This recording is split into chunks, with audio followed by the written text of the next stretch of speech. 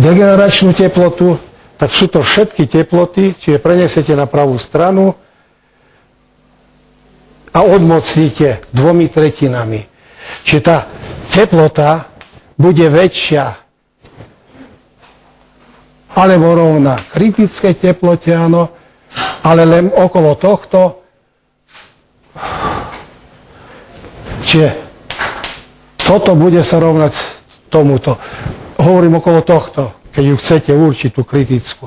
Potom my budeme hľadať ešte aj pod tou kritickou. Čiže keď to preniesete tam na pravú stranu, budete mať n lomené väčšie, budete mať n lomené eta na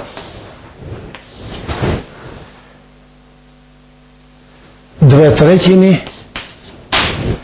a tu budete mať 2 pi h na druhu lomené m0 krát m0. Čiže degenerácia, alebo tá teplota degenerácie má byť asi takáto, rozumiete?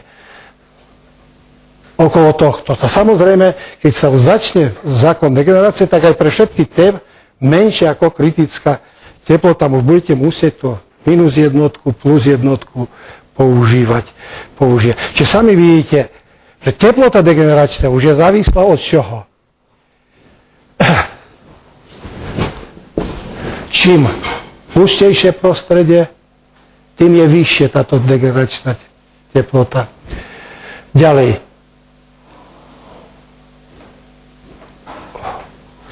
Čím je menšia hmotnosť, tým je vyššia tá teplota. Čiže skutočne potom zistíme napríklad, že elektróny v kovoch majú teplotu degenerácie, povedzme, radové nad 10 000 kelvinov. To znamená, pri izbovej teplote už pre súbor elektrónov budeme musieť používať štatistiku kvantovú. Ale pre, povedzme, protóny táto teplota bude približne 2000 krát nižšia. Čiže keď tamto bude, povedzme, 14 000 delené na 2000, áno, tak dostanete okolo 7 kelvinov. Pre helium ešte toto bude o 4 nižšia tá teplota, lebo helium sa skladá z 4 nukleónov. Protón, neutróny majú približne rovnaké. Čiže keď tam to bolo 7, no tak dostanete 2 celé aj čosi. Rozumiete? Čiže čím ťažšie, tým samozrejme tá degeneračná teplota pôjde tam bližšie ku čomu, vlastne to kritická degeneračná bližšie ku absolútnej nule. To isté sa vzťahuje potom aj na polovodičov. U polovodičov tam, jak rastie vodivostné elektróny, oni majú pomerne nízku hustotu, čiže tá teplota bude pomerne nízka u polovodičov. No, tak toľko k tomu, tá diskúzia okolo tohto, rozumiete? Čiže treba byť opatrným, kedy môžete zanedbávať tým plus minus jednotkách, kedy môžete použiť klasický výraz. No a teraz sa pozrieme z toho hľadiska, ako sme tu dostali, áno, tie výrazy.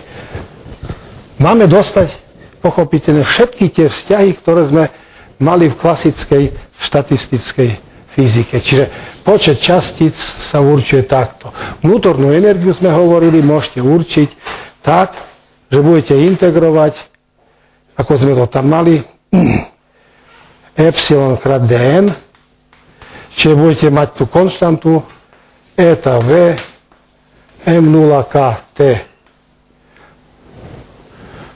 2 pi h na druhu 3 polovice, 2 druhodmocnina z pi.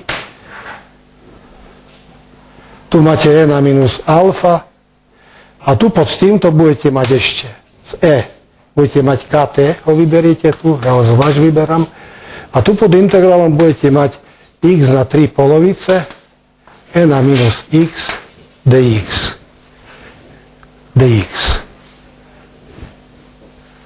Toto, čo tu máme, sa nazýva gamma funkcia 5 polovín.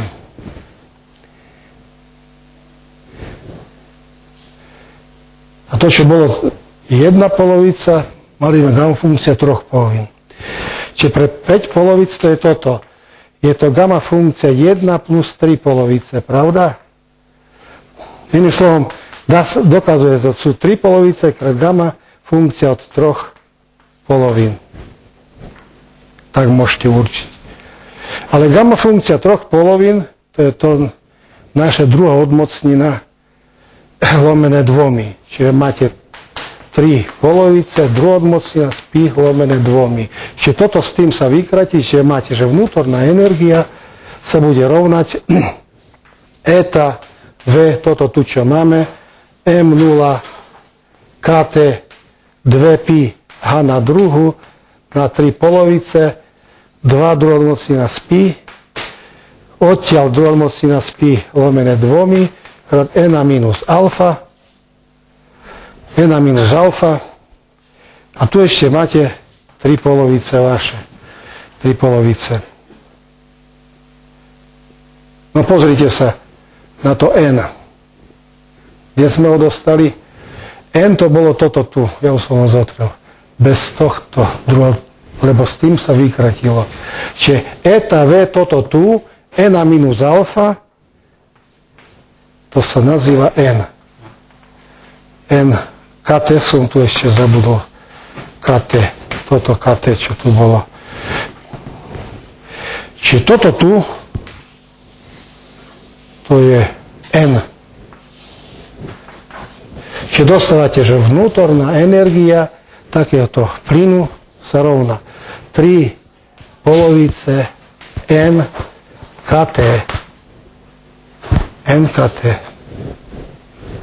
Máme také klasické štatické fyzike? Máme.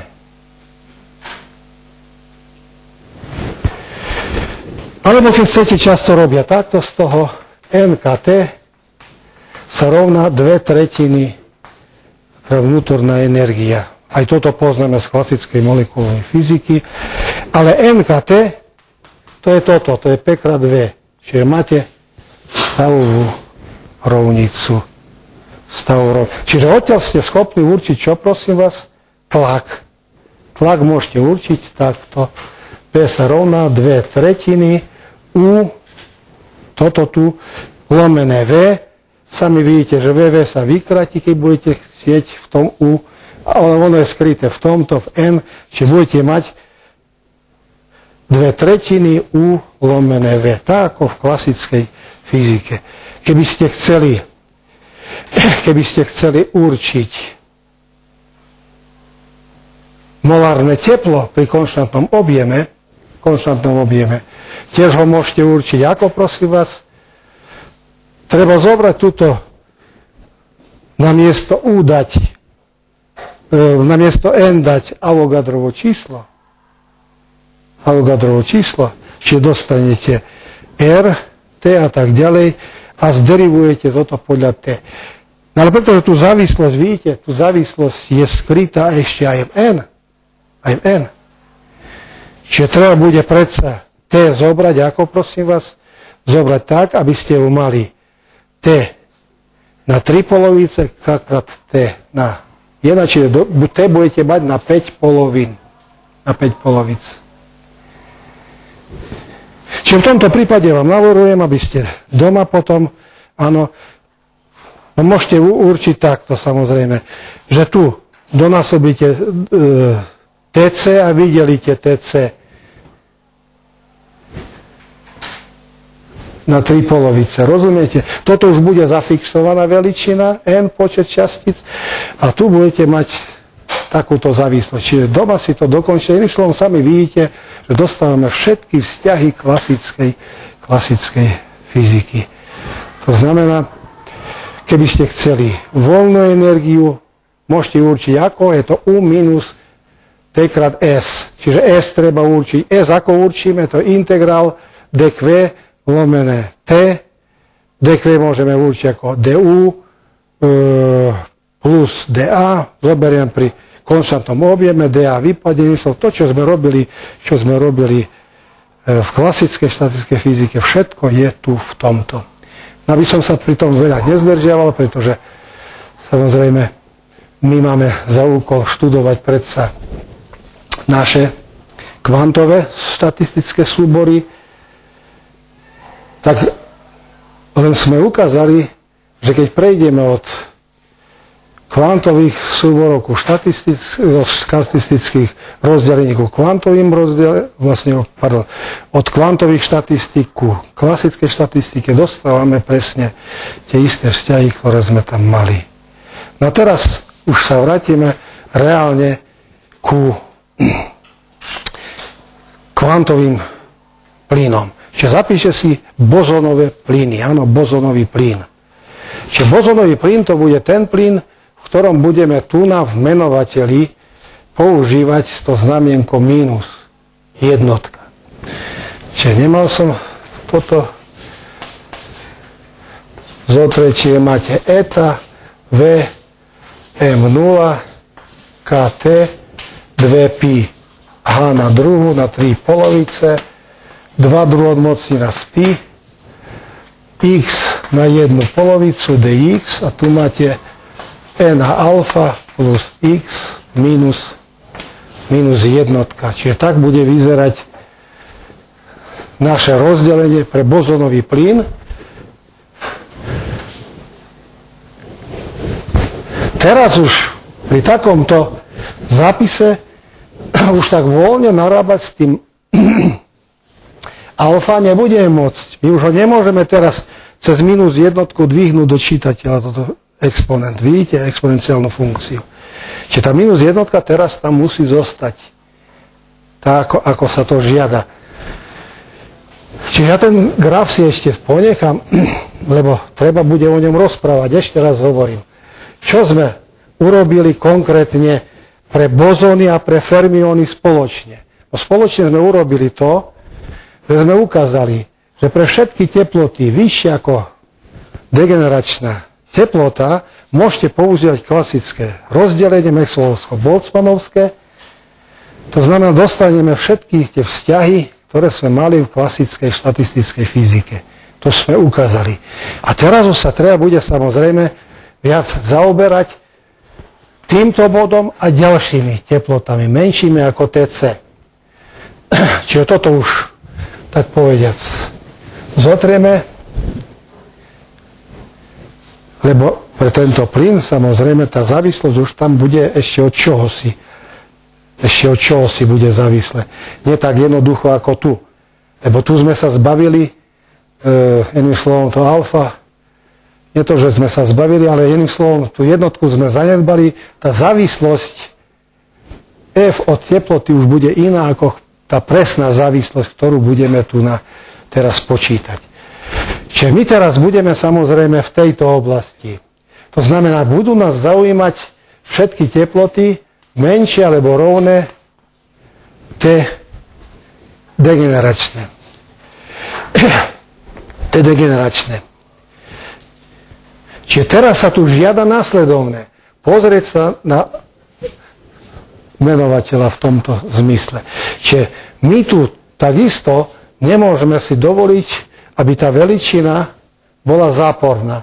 Čiže tá veličina v menovateli musí byť kladná. Kladná. Takže sami vidíte, že tak ako sa mení alfa a tak ďalej, f, že tá funkcia sa nejakým spôsobom mení. Rozumiete? Čiže ešte raz vypíšem to, čo je v menovateli. E na alfa plus x minus 1, čiže budete mať toto. E namiesto x na chvíľu zapíšem to, čo sme tam mali, áno. X sme označili epsilon lomené kt beta krát epsilon. Čiže budete mať toto. Epsilon minus f lomené kt. Čiže toto je beta epsilon, to je x, a alfa to je minus f kt. Čiže epsilon x to je epsilon lomené kt beta. Vidíte? Tak teraz samozrejme my nemôžeme pripustiť, aby epsilon sa rovnalo f. Nesmieme pripustiť. Prečo? Lebo tu by ste mali pri ľubovoľnej teplote by ste mali nulu. E na 0 je 1. Čiže mali by ste 1 minus 1, 0 v menovateli. Čiže neurčitosť, rozumiete? Nesmieme dopustiť ani toto, aby epsilon bolo menšie ako f. Nesmieme dopustiť. Prečo? Preto e na minus čosi je menšie ako jednotka. Čiže rozdiel by bol záporný. Čiže my môžeme, tak povedať, len skúmať v tom okolí, rozumiete, aby epsilon bolo blízke ku f, ale trošičku väčšie, aby bolo ako f. Aby toto v menovateli sa splnilo. No slovom, ak nechceme vo všeobecných uvažovaniach, aby vznikli tieto nepríjemnosti v menovateli, nuly, aby vznikli, alebo minus jednotka, alebo záporné číslo ľubovoľné v tomto prípade, zažiadajme samozrejme, aby pre všetky teploty menšie ako, alebo rovné Tc, aby táto veličina f sa rovnala 0. Potom ona nebude ohrozovať epsilon. Rozumiete? Čiže žiadajme, aby pre t menšie alebo rovné t kritické, aby alfa sa rovnala 0, čiže aby f sa rovnalo 0. To znamená, takto pôjde pre bozonový plyn. Vidíte? Závislosť f od teploty. Čiže tu nad týmto takáto závislosť záporná, veľká, a tu f sa bude rovnať 0. Pre celé toto. Čiže čo nám zostane v tom našom rozdelení, my kľudne budeme môcť pre bozony, pri tejto teplote zdôrazňujem, pri teplotách menšie ako tie kritické, alfa tu vyhodíme, zotrieme. Čiže vy si opíšte a ja píšem len takto. E na x tam máte minus jednotka, ale jednotku tam musíte nechať. No a teraz ja som schopný z tohto všetkého, za týchto podmienok samozrejme, čo sme hovorili, pre tieto teploty ja budem môcť určiť celkový počet častíc. Celkový počet častíc. Čiže ja toto zintegrujem. Čiže dostanem celkový počet častíc. Zintegrujem, čiže budete mať túto konštantu, ktorú tam máte, v m0 kt lomené 2pi h na druhú na 3 polovice. Tu budete mať 2 druhodomocnina z pi a tu máte tento integrál x na 1 polovicu dx e na x minus 1 e na x minus 1. Alfa už tam nie je, lebo sa rovná 0. Tak teraz hľadajte výsledok. Vidíte, tu je tento integrál tohto typu. Máte tam 1 polovicu, čiže n musí byť 3 polovice. Čiže dostanete gamma 3 polovic, zeta, tento prípad bude s mínusom. Zeta 3 polovic. Zeta 3 polovic, to je toto tu číslo. Vidíte?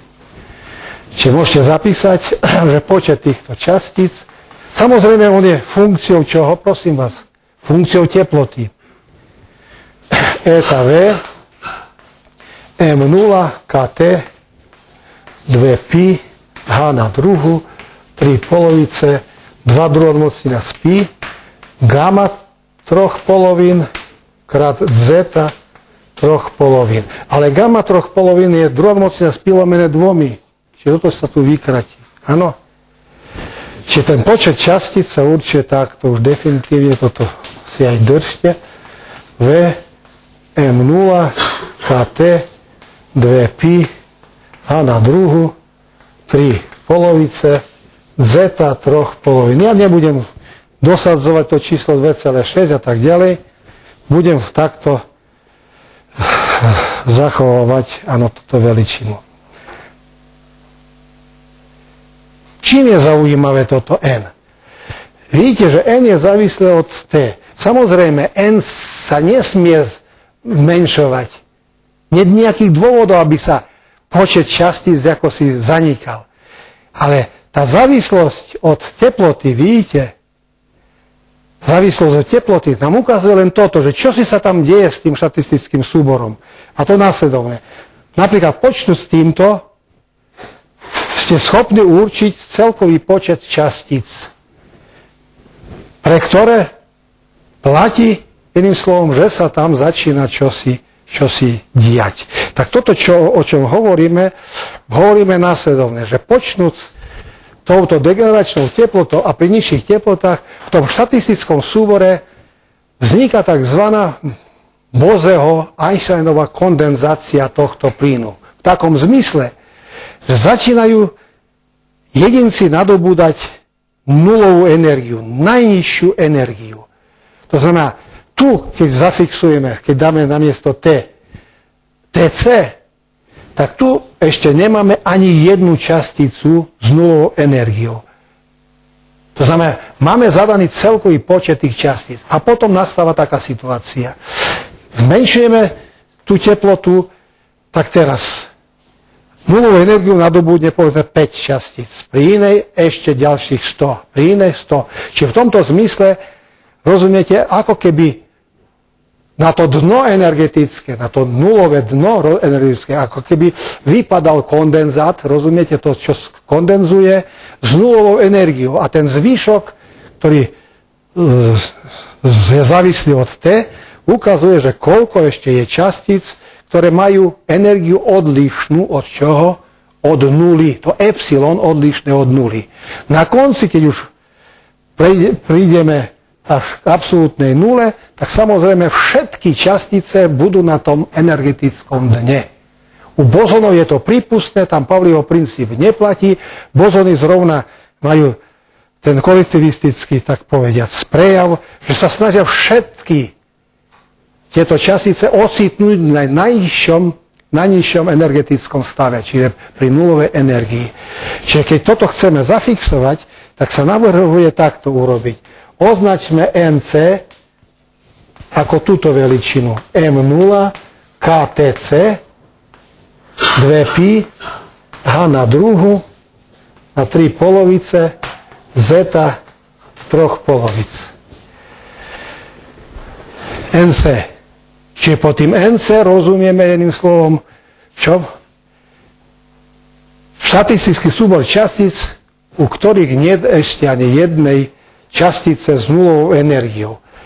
No, a teraz, pre teploty nižšie ako TC, budeme mať túto závislosť. Čiže keď chcete, tu potom si dajte, že tuto bude závislosť od teploty, ale sa rozumie, to teplota je pod čím? Pod tou kritickou, alebo keď chcete degeneračnú teplotu. To znamená teraz, keď chcete určiť, koľko častíc bude mať nulovú energiu, tak ako toto určite? Treba bude od celkového odčítať N pri danej teplote, ktorá je menšia ako TC. Čiže robí sa to takto, dosadíte tieto veličiny, čiže sami vidíte, NC môžete vyňať pred zátvorku a tu budete mať 1 mínus NT ku NC.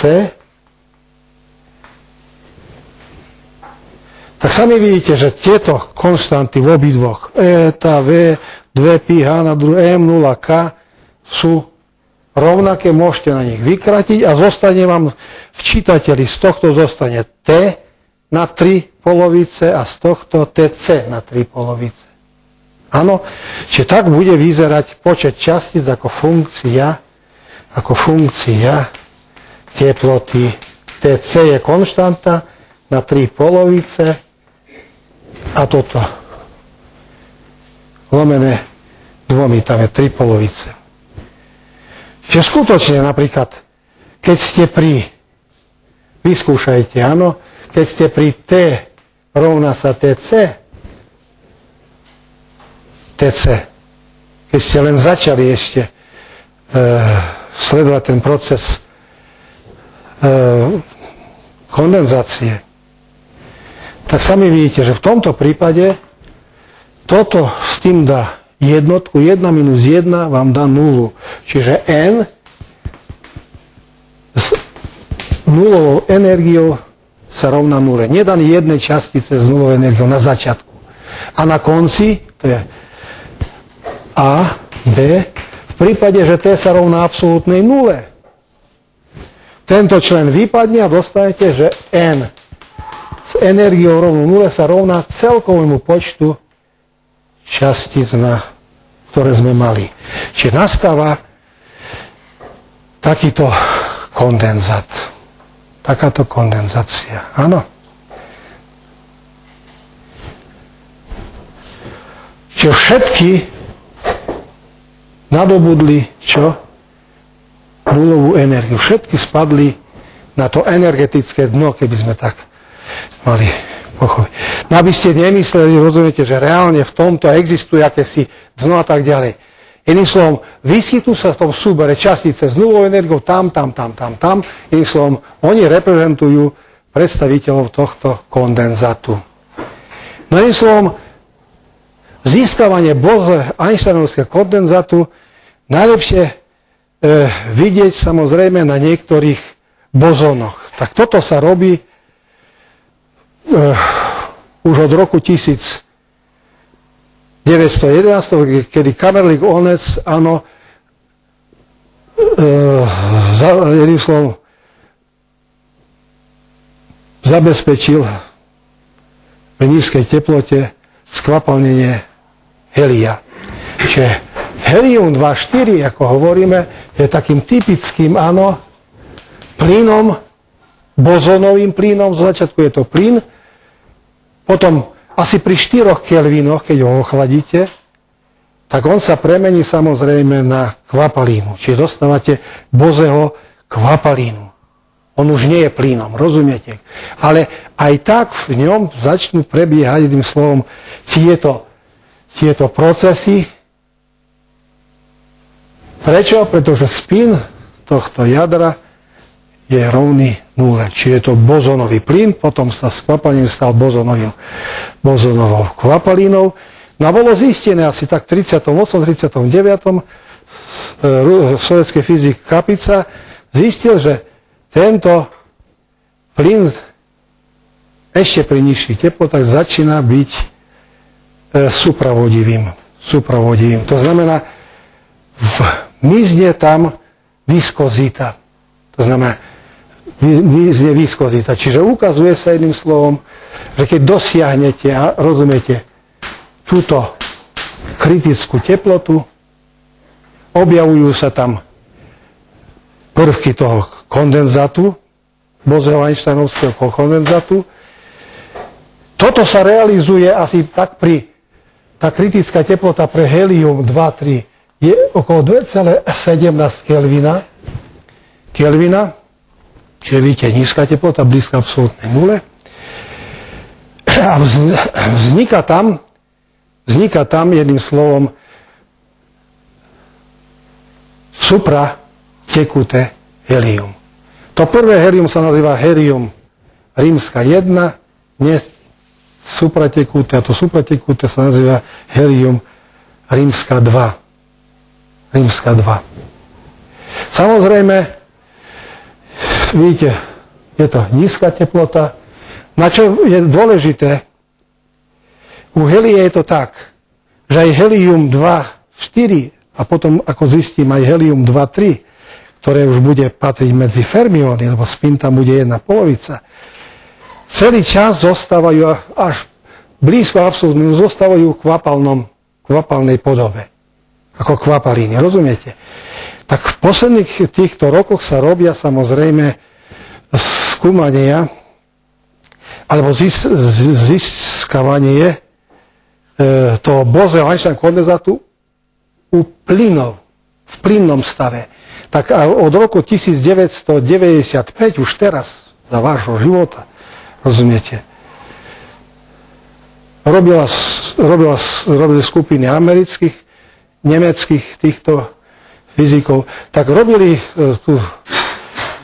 jedným slovom ochladzovali tie plyny týchto alkalických kovov, najmä sodika, keterle, tak už teraz v 95. roku a neskôr, rozumiete, boli získané takéto plynné kondenzáty týchto plynných kovov alkalických, a to tak, že ten kondenzát predstavoval asi 2000 atómov takýchto, ktorí vytvorili jedným slovom spoločnú štruktúru, ktorá sa opisuje spoločnou vlnovou funkciou podľa kvantovej mechaniky. Jedným slovom, všetko sa tam odohráva vnútri koherentne. Čiže toto vystupuje ako samostatná jednotka, ktorá má sa podriaduje svojim zákonom. Medzi iným, títo traja, ja vám tu zapíšem ich mena, dvaja Američania, jeden Nemec, Cornell, áno, Wieman a Ketterle, tí sú z USA, Nemecká spolková republika. Už teraz, pred 2 rokmi, v 2001 roku, dostali Nobelovú cenu za objavenie Bose-Einsteinovej kondenzácie u týchto alkalických plynov, kovových plynov, alebo plynov kovov, tých molekúl. Čo sa líši samozrejme od helia, doposiaľ sa narábalo s heliom, ale helium skutočne vystupuje ako čo, prosím vás, ako kvapalína. Čiže toto už je bližšie k tejto teórii, bo tu hovoríme o týchto plynoch. No. Takže, že takéto vlastnosti majú tieto Boseho plyny. Pochopiteľne, my sme teraz schopní určovať nielen počet častíc a ich závislosť od teploty, ale sme schopní určiť všetky základné parametre takéhoto boseovského plynu. Samozrejme, ale už tu, pri týchto teplotách. Čiže zapíšte si taký názov, áno, určenie stavových veličín pri T menšie alebo rovné T degeneračnému, T kritickému. Čiže sami vidíte, že vieme určiť počet častíc, áno, a vieme určiť zrejme aj iné charakteristiky. Napríklad takou najznámejšou charakteristikou je určenie čoho? Určenie vnútornej energie. Stavových veličín budete určovať. Stavové veličiny, to znamená vnútornú energiu, tlak, entropiu, čo tam ešte, molárne teplo pri konštantnom objeme. Ako sa budú správať, rozumiete, takéto plyny, keď budete ochladzovať tento plyn pod tou kritickou, tak pod degeneračnou teplotou. Čiže my sme už aj písali dneska, áno, že vnútornú energiu určite takto, epsilon krát dn, ako funkciu x tam píšeme, namiesto dn píšete toto, čo tam máte, namiesto epsilon píšeme kt, eta v, m0 kt lomené 2pi h na druhu na 3 polovice, 2 druhotmocnina z pi, a tu pod integrálom budete mať to, čo sme tam mali, x na 3 polovice, pravda? dx e na x minus 1. Čiže tieto zotriem a ten si posledný tu ponecháme. Dobre, ja už z neho dám preč to T, my vieme, čo to je. Tieto dva si tu necháme.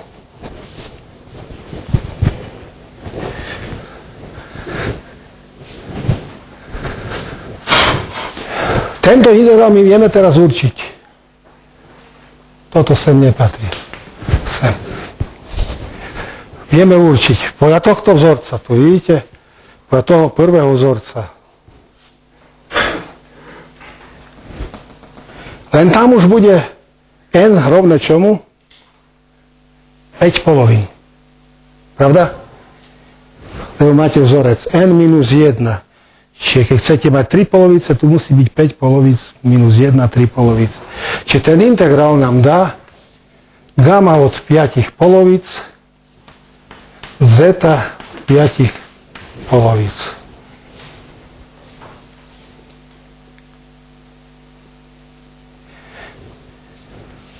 Pritom gamma od 5 polovíc sme, kde si písali, sú to 3 polovice krát toto tu.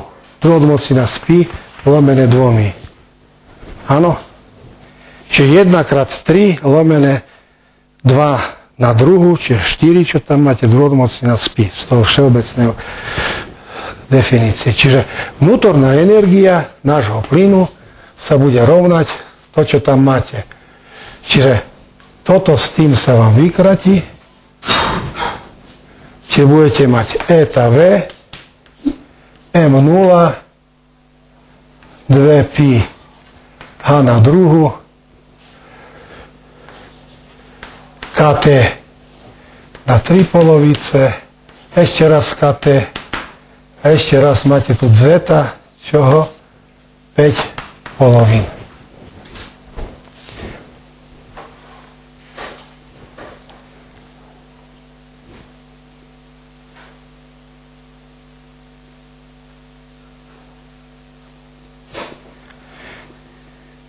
No ináč, nechcel by som toto tu držať. Tak ja navrhujem takto. Tu dám TC a vydelím TC. Dobre?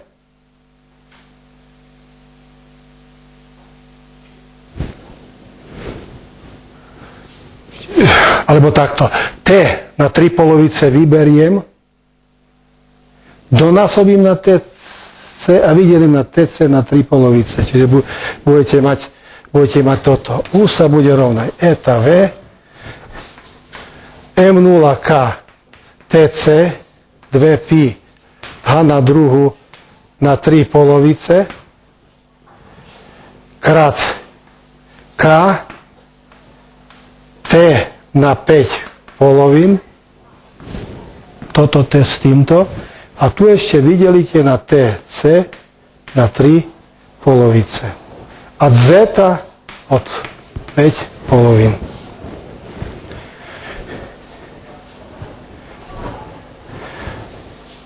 A 3 polovice ešte tam musia byť, dobre? 3 polovice. Tu som nemal? 3 polovice.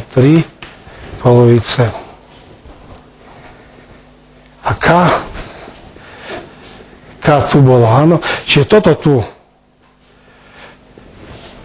Chýba nám zeta na 3 polovice, pravda? Aby sme to mohli nazvať N. Čiže donásobte na zetu, túto kde si. Zeta na 3 polovice a vydelte na zetu 3 polovice. Čiže potom toto tu, čo máte, s tou zetou, to je naše, vidíte, NC. Čiže dostávate, že vnútorná energia, ja už ju tu vypíšem, vnútorná energia sa rovná 3 polovice tam máme, tieto, N krát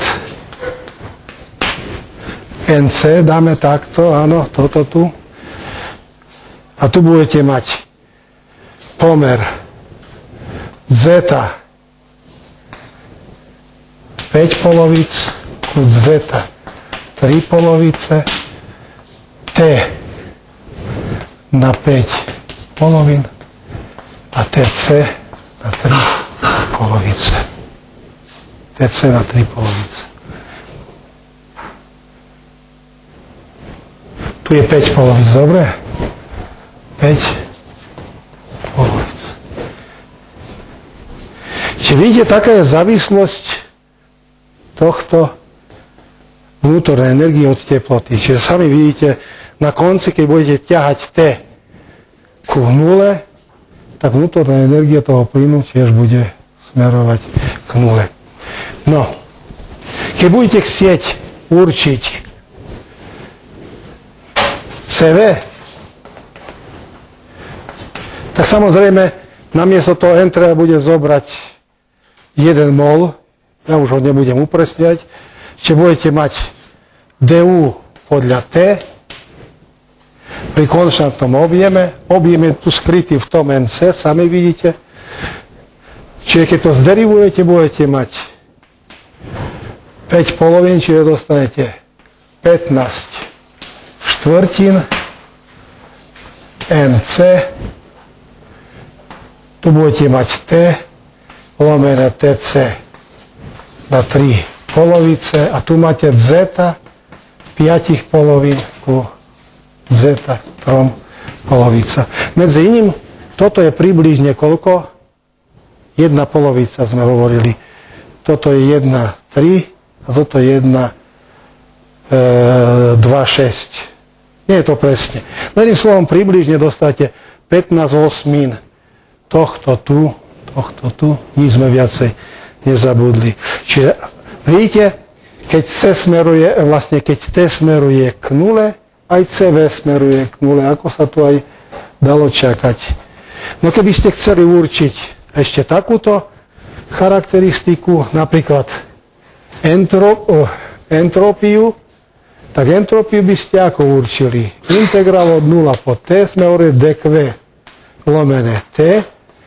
Namiesto dQ použijete du plus dA lomené T.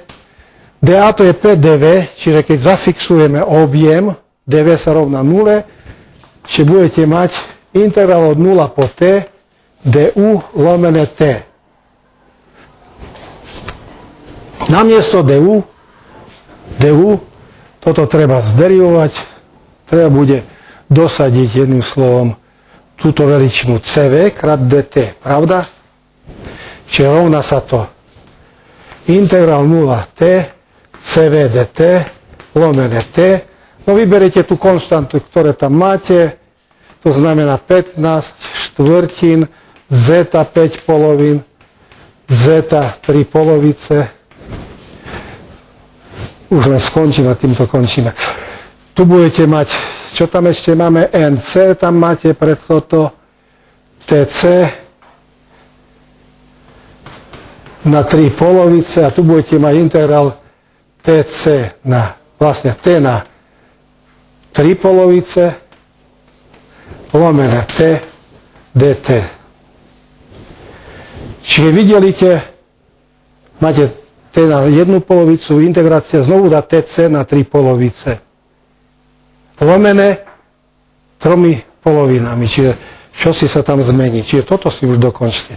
S. Keď budete chcieť, môžete použiť ten vzťah, ktorý máme, áno, že vnútorná energia, stavová rovnica PV sa rovná iným slovom 2/3 vnútorná energia. Videlíte na V, dostanete P. No toto ukončíme na budúcu prednášku. Ale sami viete, že všetko sa dá z toho vypočítať. A čo je dôležité, všetky tie veličiny smerujú k čomu? K nule, keď T smeruje k nule.